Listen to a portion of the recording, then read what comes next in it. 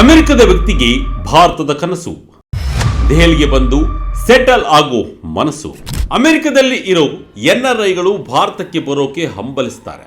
ಭಾರತದಲ್ಲಿರುವ ಯುವಜನರು, ವಿದ್ಯಾರ್ಥಿಗಳು US ಹೋಗೋಕ್ಕೆ ಅವಕಾಶಗಳ ಹುಡುಕಾಟದಲ್ಲಿರ್ತಾರೆ. ಸಾಮಾನ್ಯವಾಗಿ ಭಾರತೀಯರು ಅಮೆರಿಕಕ್ಕೆ ಹೋಗಿ ಸೆಟಲ್ ಆಗಬೇಕು ಅಂತ ಕನಸು ಕಾಣ್ತಾರೆ. ಆದರೆ ಇಲ್ಲೊಬ್ಬ ಅಮೆರಿಕದ ವ್ಯಕ್ತಿ ತನ್ನೆಲ್ಲ ಐಷಾರಾಮಿ ಜೀವನ ಬಿಟ್ಟು ಭಾರತದ ರಾಜಧಾನಿ ದೆಹಲಿಗೆ ಬಂದು ವಾಸ ಮಾಡಬೇಕು ಅಂತ ನಿರ್ಧಾರ ಮಾಡಿದ್ದಾರೆ. ದೆಹಲಿಯಲ್ಲಿರೋರಿಗೆ ಹೊಗೆ, ಮಂಜು, ಗಾಳಿಯ ಗುಣಮಟ್ಟದ ಕೊರತೆಯಿಂದಾಗಿ ಸಾಕಾಗಿ ಹೋಗಿದ್ದಾರೆ. ದೆಹಲಿ ಬಿಟ್ಟು ಬೇರೆ ಸಿಟಿಗಳಿಗೆ ಹೋಗೋಕ್ಕೆ ಪ್ಲ್ಯಾನ್ ಮಾಡ್ತಿದ್ದಾರೆ.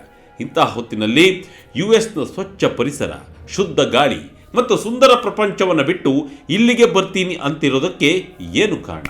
ಯಾರು ಈ ವ್ಯಕ್ತಿ? ಅಮೆರಿಕದಂತಹ ಶ್ರೀಮಂತ ರಾಷ್ಟ್ರವನ್ನು ಬಿಟ್ಟು ಈತ ಭಾರತಕ್ಕೆ ಬರೋಕೆ ಬಯಸ್ತಿರೋದು ಯಾಕೆ? ಈತನ ಈ ನಿರ್ಧಾರಕ್ಕೆ ಸೋಷಿಯಲ್ ಮೀಡಿಯಾದಲ್ಲಿ ವ್ಯಕ್ತವಾಗಿರುವ ಪ್ರತಿಕ್ರಿಯೆಗಳೇನು? ಇದೆಲ್ಲದರ ಬಗ್ಗೆ ವಿವರ ಮುಂದೆ ಇದೆ. ನೀವು ನೋಡ್ತಾ ಇರೋದು Vijaya Karnataka international YouTube channel. ನಾನು ನಿಮ್ಮ ಶಂಕರ್ನ ಹೆತ್ತು. ಭಾರತೀಯ ಸಂಸ್ಕೃತಿ, ಆಹಾರದ ಮೇಲೆ ಪ್ರೀತಿ, US ಕೆಲಸಕ್ಕೆ ಆಗಲೇ ಗುಡ್ ಬೈ.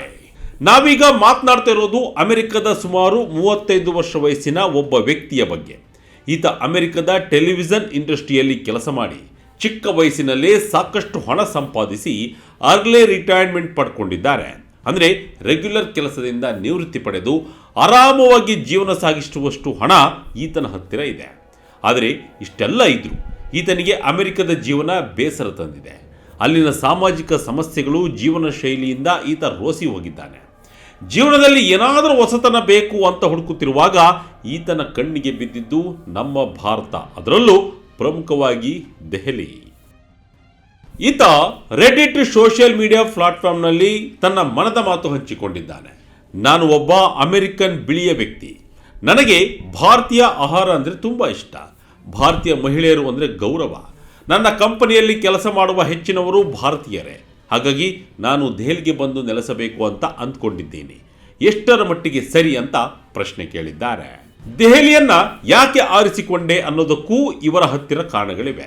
ಮೊದಲನೇದಾಗಿ ಭಾರತೀಯ ಸಂಸ್ಕೃತಿಯ ಬಗ್ಗೆ ಈತನಿಗೆ ಮೊದಲೇ ಪರಿಚಯವಿದೆ. ತನ್ನ ಕಂಪನಿಯಲ್ಲಿ ಕೆಲಸ ಮಾಡುವ ಭಾರತೀಯರ ಜೊತೆ ಬಹಳ ನಿಕಟವಾದ ಸಂಪರ್ಕ ಹೊಂದಿದ್ದಾರೆ. ಹಾಗೆ ಹಲವು ಮಂದಿ ಭಾರತೀಯರು ಫ್ರೆಂಡ್ಸ್ ಕೂಡ ಆಗಿದ್ದಾರೆ. ಇವರೇ ಹೇಳುವ ಹಾಗೆ ನನಗೆ ಭಾರತೀಯ ಆಹಾರದ ಮೇಲೆ ವಿಪರೀತ ಪ್ರೀತಿ.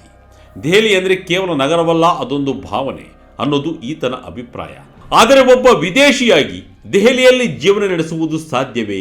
ಅಲ್ಲಿನ ಜನರು ನನ್ನನ್ನು ಒಪ್ಪಿಕೊಳ್ತಾರಾ ಅಥವಾ ನನ್ನನ್ನು ದೂರ ಇಡ್ತಾರಾ ಅನ್ನೋ ಆತಂಕವೂ ಇವರಿಗಿದೆ. ಟ್ರೆಂಡ್ ಆಗ್ತಾ ಇದೆಯಾ ವಿದೇಶಿಯರ ಭಾರತ ವಲಸೆ? ಗಾಳಿಯ ಗುಣಮಟ್ಟದ ಬಗ್ಗೆ ಗೊತ್ತಿದ್ರೂ ನಿರ್ಧಾರ. ಈತನ ಪೋಸ್ಟ್ ವೈರಲ್ ಆಗ್ತಿದ್ದಂತೆ ಅದರ ಬಗ್ಗೆ ಚರ್ಚೆಗಳು ಕೂಡ ನಡೆಯುತ್ತಿವೆ. ನೂರಾರು ಜನರು ತಮ್ಮ ಅಭಿಪ್ರಾಯವನ್ನು ಹಂಚಿಕೊಂಡಿದ್ದಾರೆ. ಕೆಲವರು ನೆಟ್ಟಿಗರು ಹೇಳಿದ್ದೇನೆಂದರೆ, ಭಾರತಕ್ಕೆ ಸ್ವಾಗತ.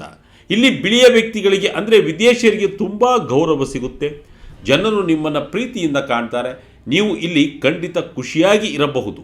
ನಿಮ್ಮ ಬಗ್ಗೆ ತಿಳಿದುಕೊಳ್ಳುವ ಕುತೂಹಲ ಇರುತ್ತೆ ಅಂತ ಧೈರ್ಯ ತುಂಬಿದ್ದಾರೆ.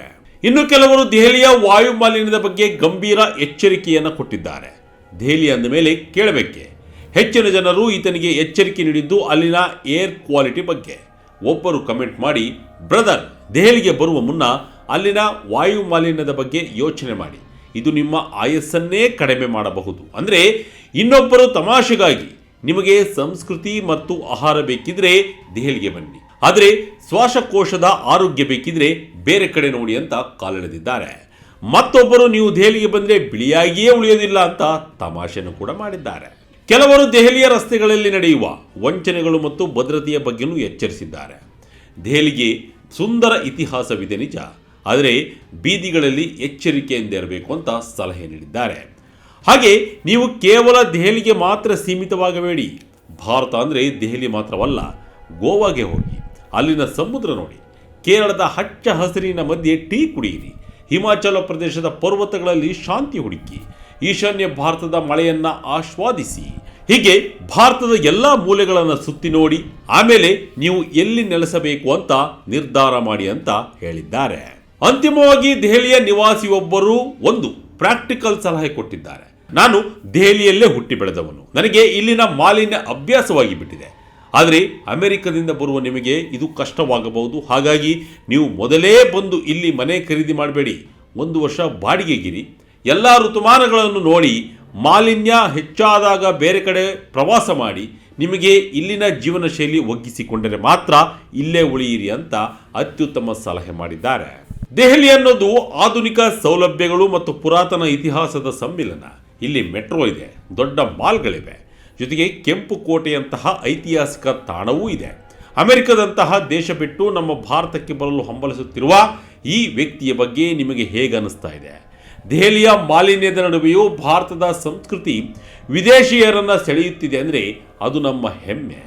ಹಿಮಾಲಯದ ತಪ್ಪಲಿನ ಪ್ರದೇಶಗಳಿಗೆ, ಋಷಿಕೇಶ ಮತ್ತು ಕಾಶಿಯಂತಹ ಪುಣ್ಯಕ್ಷೇತ್ರಗಳಿಗೆ ಬಂದು 3-4 ತಿಂಗಳು ಅಲ್ಲೇ ಉಳಿದು ಇಲ್ಲಿನ ಯೋಗ, ಸಂಸ್ಕೃತ, ಪೂಜೆ, ಧ್ಯಾನ ಹಾಗೂ ಆಧ್ಯಾತ್ಮ, ಇಲ್ಲಿನ ಆಹಾರದ ಬಗ್ಗೆ ತಿಳಿದುಕೊಂಡು ಅದರ ಸವಿಯನ್ನು ಪಡೆದು ವಾಪಸ್ ಹೋಗುವ ವಿದೇಶಿಯರ ಸಂಖ್ಯೆ ಸಾವಿರ.